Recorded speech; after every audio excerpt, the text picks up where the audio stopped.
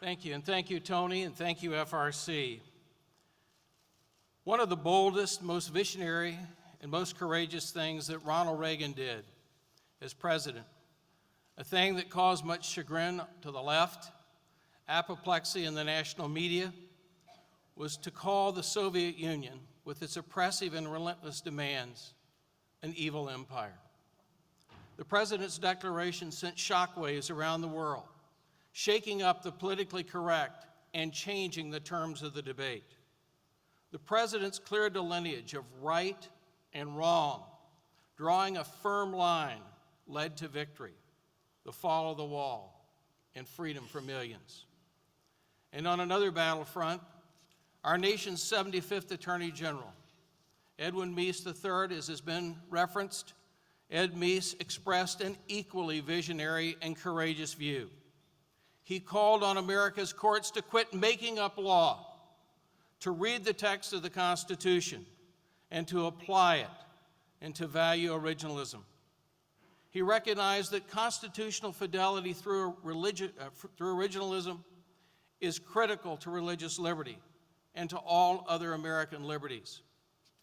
The Attorney General's declaration sent shockwaves around the American Bar Association, shook up activist judges, and changed the debate. The Attorney General's delineage of right and wrong, drawing a firm line, led to a renewal of freedom-focused public interest law, and that has led to reclaimed liberty on many legal fronts.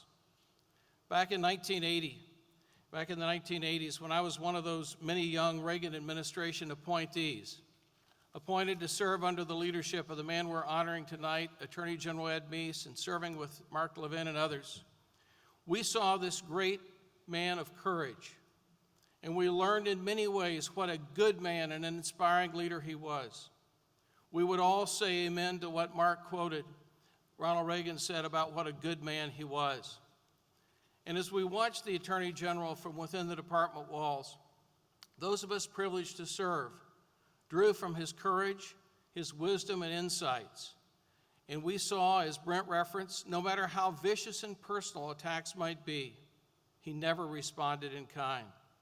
And we saw, no matter how panicked or confused some might become, he never lost his bearings because he knew where he wanted to lead.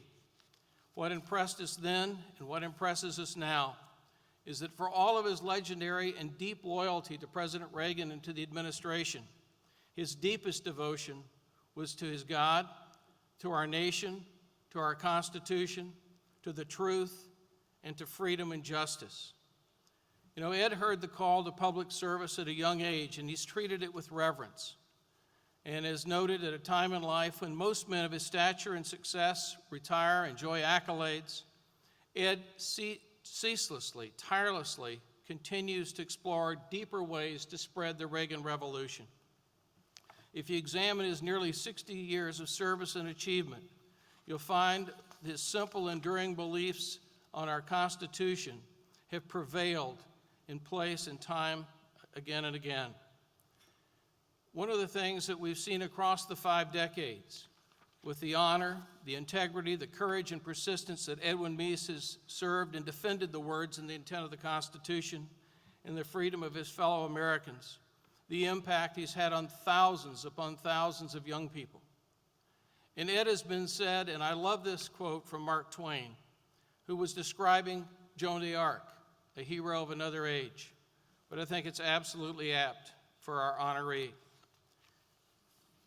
This hero, he said, was honest when honesty became a lost virtue. He was modest when to be loud and coarse might be said to be universal.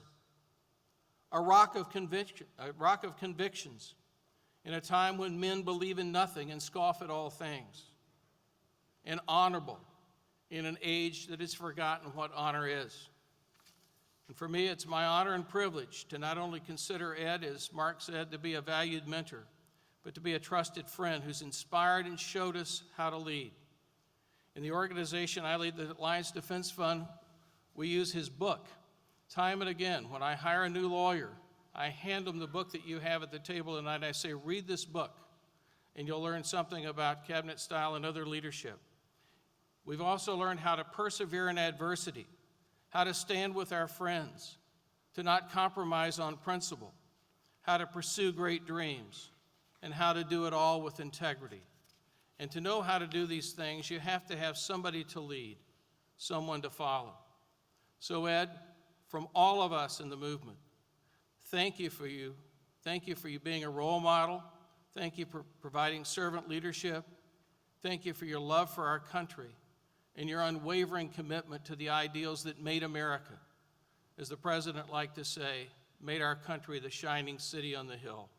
And Ursula, thank you so much for standing with Ed all of these years and for your love for our country and for Ed.